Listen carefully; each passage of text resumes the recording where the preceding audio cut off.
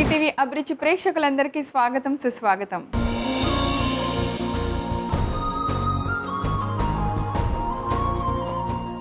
భర్త అడుగుజాడల్లో నడిచిన సీతాదేవి మనందరికీ ఆదర్శంగా నిలిచింది. అదే అన్న పతనానికి కారణమైన శూర్పణఖ అనే వ్యక్తి మనకి ఎప్పటికీ గుర్తుండదు. అంటే మన వ్యక్తిత్వాన్ని బట్టే మనం ఒకరికి గుర్తుండిపోతాం, చరిత్రలో ఒక గొప్ప స్థానాన్ని సంపాదించుకోగలుగుతాం. వ్యక్తిత్వం అంటే ప్రతిరోజు అమ్మ మనకి ఇలా ఉండు, అలా ఉండు, అది చెయ్యకు, ఇది చేయకు, అక్కడికి వెళ్ళొద్దు, ఆ పని చేయకు అని చెప్తూ ఉంటుంది చూడండి. దాని నుంచి మనం నేర్చుకున్నదే మన వ్యక్తిత్వం అన్నమాట. సో ఎందుకు చెప్పానంటే ఇదంతా మనం మంచిగా ఆలోచిస్తే మనకంతా మంచి జరుగుతుంది. అందుకే మనం ఒకళ్ళకి ఒక మంచి మనకు తెలిసిన విద్యను చూపించాలి అనుకున్నామంటే మీరందరూ మమ్మల్ని ఎంత బాగా ఆదరించారో అదే నిదర్శనం. అమ్మ చేతి వంట గురించి ఇదంతా చెప్పాలనిపించింది అనమాట. సో అమ్మ చేతి వంటతో నేను ఎప్పుడూ కొన్ని సంవత్సరాల నుంచి మీ అందరికి టచ్లో ఉన్నాను. ఆ మొదటి రోజు ఎలా అయితే మమ్మల్ని ఆదరించారో ఇప్పటికి కూడా అమ్మ చేతి వంట అనగానే సో మీరు అందరూ అలా టీవీ ఆ టైంకి ఆన్ చేసుకొని చూడటం, ఏ రెసిపీ చేస్తున్నామని ఆలోచించడం, ఇదంతా చాలా చాలా హ్యాపీగా అనిపిస్తుంది. అందుకే మీకోసం మేము ఇంకా కొత్తగా మంచి మంచి రెసిపీస్తో రోజు వస్తూనే ఉంటాం. ఈరోజు కూడా అలా వచ్చేసాం. ఏంటో చూద్దాం.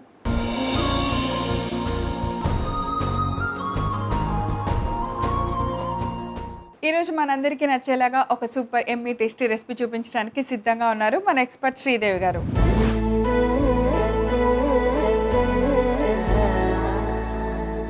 హాయ్ శ్రీదేవి గారు. Hi veena. వెల్కమ్ టు అమ్మ చేతి వంట.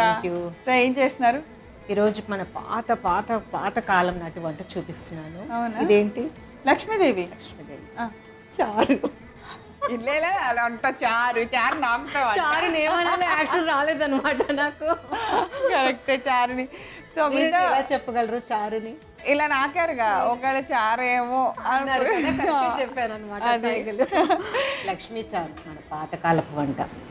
అదేంటి లక్ష్మీ చారు అంటే ఏంటంటే మనము రైస్ కడిగి ఆ రోజుల్లో అందరూ అన్నం వండుకొని వార్చుకునేవాళ్ళు అనమాట.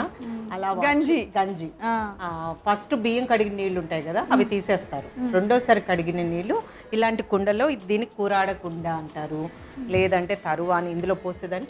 అంత పసుపు రాసి బొట్లు పెట్టారు. ఈ కుండ అంత లక్ష్మీదేవితో సమానం. ఎందుకు అంటే మనం ఇంటి గృహప్రవేశానికి వెళ్తాం కదా, వెళ్ళినప్పుడు ఇంటి చుట్టూ తిరుగుతారు కదా లేడీస్, వాటితోటి ఆడపడుచులు ఇట్లాంటి కూరాడే కుండతోటి ఇంట్లో ఆగ్నేయంలోనే ఈశాన్యంలో పెడుతుంది అనమాట. ఇది దేవుడితో సమానం లక్ష్మీదేవితో. సో ఆ రోజుల్లో అన్నం వండుకునేటప్పుడు ఏం చేసేవాళ్ళు అంటే రెండోసారి కడిగిన నీళ్లు ఇందులో పోస్తారు. అలాగే గంజి వంచుతాం కదా, ఆ నీళ్లు కూడా ఇందులో పోయాలి. అలాగా ఈ వారం రోజులు కడిగిన నీళ్లు, గంజి వంచిన నీళ్ళు పోసుకుంటూ పోతే మనకి ఇలాంటి తేటలాగా వాటర్ వస్తుంది అనమాట. ఇది పులుస్తుంది అనమాట. పులిచి ఇది తరువాని అంటారు, లేదా లక్ష్మీ చారు అంటారు. దీంతో మనం ఇప్పుడు చారు కాస్తాం అనమాట. ఓహో, అలా వారం రోజులు చేయాలా? అప్పుడు పులుస్తుంది అనమాట. ఇది చాలా చలువ చేస్తుంది. ఇప్పుడు సమ్మర్లో కదా, ఇది కంపల్సరీ ఇలాంటివన్నీ చేసుకొని తింటే మనకి హెల్త్కి చాలా మంచిది. సో రెండోసారి కడిగిన బియ్యం నీళ్ళు, ఆ తర్వాత గంజి ఇలా వారం రోజుల పాటు మనం తీసుకున్న ఆ బౌల్లో స్టోర్ చేస్తూ ఉండాలి. కుండ లాంటి బౌల్ తీసుకొని దానిలో స్టోర్ చేయాలి. దాంతో చారు చేస్తే అది లక్ష్మీ చారు అవుతుంది. సూపర్. సో స్టార్ట్ చేద్దామా? అదొక్కటే మనం రెడీ చేసుకోవాలి. మీరు ఒకవేళ లక్ష్మీ చారు చేయాలి అంటే కనుక ముందుగా వారం రోజుల పాటు దీన్ని మీరు రెడీ చేసి పెట్టుకోవాలి. బియ్యం నీళ్ళని గంజిని కలిపి వారం రోజులు పులో పెట్టిన తర్వాత అది రెడీగా పెట్టుకోవాలి. అండ్ మర్చిపోయిన అసలు వంట స్టార్ట్ చేసేస్తున్నాం. లక్ష్మీ చారుకి దానితో పాటుగా కావాల్సిన మిగతా ఇంగ్రీడియంట్స్ కూడా ఇప్పుడు ఒకసారి చూద్దాం.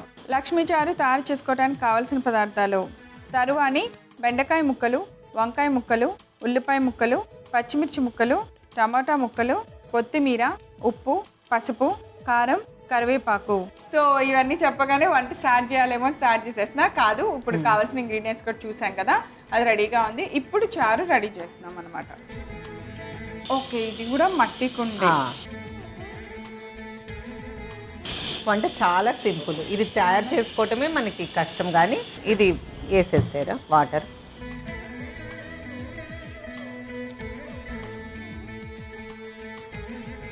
సో మనం ఇట్లా వాటర్ కాసుకున్న అదే వడగట్టి వేసేసుకొని ఇందులో వేసుకున్నాక ఈ చారుకి పోపు ఉండదు, ఏముండదు అనమాట. వడగట్టుకుంటే మనకి ఎసరులో వచ్చే బియ్యము అవన్నీ కూడా వడగట్టేస్తే వెళ్ళిపోతుంది అనమాట. పైన వచ్చే వాటర్ తేటగా ఉంటుంది కదా, అది కొంచెం కొంచెం తీసేస్తూ ఉండొచ్చు. సో ఇట్లా ఉన్న దీంట్లో మనము ఫస్ట్ ఉల్లిపాయలు వేద్దాము. ఓ ఇవేం వేయించక్కర్లా, ఏం ఇందులో అక్కర్లేదు. వేయాలి. సో చూస్తున్నారు కదా, ఫస్ట్ ఉల్లిపాయ ముక్కలు వేస్తున్నాం. నెక్స్ట్ వంకాయలు అన్నీ పొడుగ్గా కోసుకోవాలి. పచ్చిమిరపకాయలు, నెక్స్ట్ బెండకాయ, టమాటాలు అన్నీ ఒకేసారి. బాగుంది ఇదేదో, చాలా బాగుంటుంది. మీరు తిన్న తర్వాత కూడా చేయటం కూడా చాలా ఈజీ కదా. ఇప్పుడు ఇది ఎంత మరిగితే మనకు అంత టేస్ట్ వస్తుంది అన్నమాట. ఇప్పుడు మనము దీనికి పసుపు ఎక్కువ వేసుకోవాలి.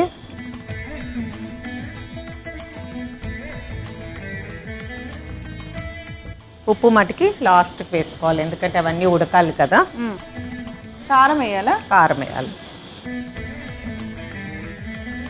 ఒకసారి తిప్పేసేసి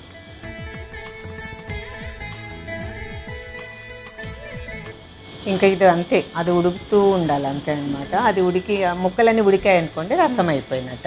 అంతే అంతే, ఇంకేం తాలింపులు నూనె ఏమి ఉండదు అసలు. ఒకవేళ కొంతమంది ఇప్పుడు వాళ్ళు ఏం చేస్తున్నారంటే కొంచెం మెంతులు, ఆవాలు, జీలకర్ర వేసి కొంచెం పోపు పెట్టుకుంటున్నారు నెయ్యితో. కానీ ఇది ట్రెడిషనల్గా వస్తుంది ఏంటంటే ఇంక ఇంతే అన్నమాట. ఇంతే చేయాలి అప్పుడైతే. సో ఎప్పుడైనా ఆయిల్ వద్దు ఏం లేకుండా తినాలి అంటే ఇలా చేసుకొని తినాలి. ఎండాకాలం నిజంగానే ఏదైనా నూనె తగిలిన, మసాలాలు తగిలిన తినబుద్ధి కాదు కొంతమందికి. మనకి పప్పు చారులు, ఈ రసాల కంటే కూడా మీరు ఇది ఒక్కసారి రుచి చూసారనుకోండి, మీకు కష్టం అయిపోయినా ఇదే చేసుకొని తినాలి అనిపిస్తుంది. కాంబినేషన్గా మనం నాన్ వెజ్ ఎండు రొయ్యలు అని దొరుకుతాయి ఊర్లో, వాటితో కూరలు వండుకుంటారు. పొట్టు రొయ్య అని దొరుకుతుంది, వాటితో వంట చేస్తారనమాట. వీటి కాంబినేషన్. మూత పెడదామా? అవుతుంది, అలా ఉడకాలి అంటే పొంగుతుంది అనమాట. తర్వాత ఇప్పుడు ఇలా పులిసిన దానితో కళ్యాణం అని వండుకుంటారు, రాగి అంబల్ అని వండుకుంటారు. ఇంకా మన ఇష్టం అనమాట. దాన్ని రాగి జావ కాసుకుంటాం కదా, ఆ జావలో కూడా ఈ వాటర్ వేసుకొని చేసుకోవచ్చు. ఇది ఏంటంటే మనకి చలవ చేస్తుంది అనమాట బాడీకి బాగా. ఇప్పుడు ఈ సమ్మర్ లో చాలా మంచిది అనమాట. కొంచెం ఓపిక్గా చేసుకోవాలి, ఓపిక్గా చేయాలి. ఒక వారం రోజులు ఒక బౌల్ పెట్టుకొని దాన్ని అలా రోజు తీస్తూ ఉండాలి. యాక్చువల్గా ఫ్యామిలీ పెద్దది అనుకోండి, 3 రోజులకే వాటర్ ఒక కుండ పెట్టామంటే నిండిపోతుంది. చిన్న ఫ్యామిలీ అంటే కొంచెం టైం ఎక్కువ తీసుకుంటుంది, అంటే గంజి వాటర్ తక్కువ వస్తుంది కదా, రైస్ తక్కువ వండుతాం కదా. అదే పెద్ద ఫ్యామిలీ అంటే చాలా బాగా వచ్చేస్తుంది. ఊర్లలో అయితే పెద్ద పెద్ద ఫ్యామిలీస్ ఉంటాయి కాబట్టి వాళ్ళ ఇంట్లోది చాలా మందికి కూడా సప్లై చేస్తారు అన్నమాట.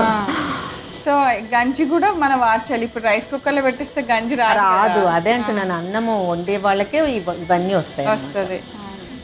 సో మనం ఈ కూర చేయాలి, లక్ష్మీ చారు వండాలి అంటే మీరు అన్నం వండి గంజి వార్చాల్సిందే. అంతే, కడిగిన నీళ్లు, గంజి నీళ్లు 2 వేస్తూ ఉండాలన్నమాట ఆ కుండలో. సో బాగా మరుగుతున్నాయి.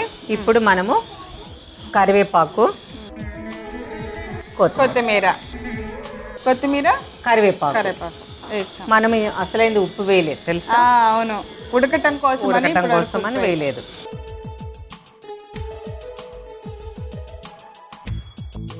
అంతే, ఇంకా స్టవ్ పైన. సో ఇది మనం ఎందులో సర్వ్ చేయాలి? ఇలాగే చేసుకుందాం. టేస్ట్ చూడండి, ఉడుకుతుంది కుండ కదా. అది ఎంత బాగా ఉడికి చిక్కగా అయ్యే వరకు ఉంచుకుంటే ఇంకా టేస్ట్ వస్తుంది అనమాట. సో మీరు ఇలాగే టేస్ట్ చూసి చెప్పండి ఎలా ఉందో. సో ఇది ఇందులోనే ఉంచాలి అంట, అందుకని నేను ఇందులోంచే ఒక స్పూన్ తీసుకొని టేస్ట్ చూసి మీ అందరికి ఎలా ఉందో చెప్తాను.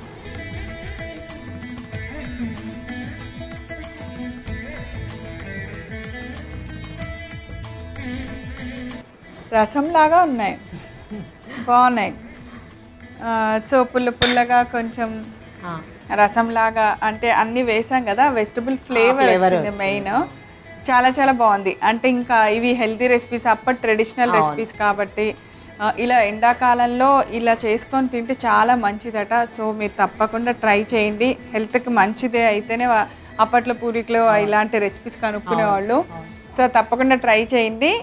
టేస్ట్ అయితే బాగుంది, చాలా అంటే డిఫరెంట్గా ఉంది. రసం లాగా మనం అంత ఎన్నో టమోటాలు వేస్తే వచ్చే పులుపు జస్ట్ మన ఒక్క టమోటాతో తెలుస్తుంది. చాలా బాగుంది, మీరు తప్పకుండా ట్రై చేయండి. కావాల్సిన పదార్థాలు తయారు చేసే విధానం నేను రిపీట్ చేస్తాను, నోట్ చేస్తాను. లక్ష్మీ చారు తయారు చేసుకోవడానికి కావాల్సిన పదార్థాలు: తరువాని, బెండకాయ ముక్కలు, వంకాయ ముక్కలు, ఉల్లిపాయ ముక్కలు, పచ్చిమిర్చి ముక్కలు, టమాటా ముక్కలు, కొత్తిమీర, ఉప్పు, పసుపు, కారం, కరివేపాకు.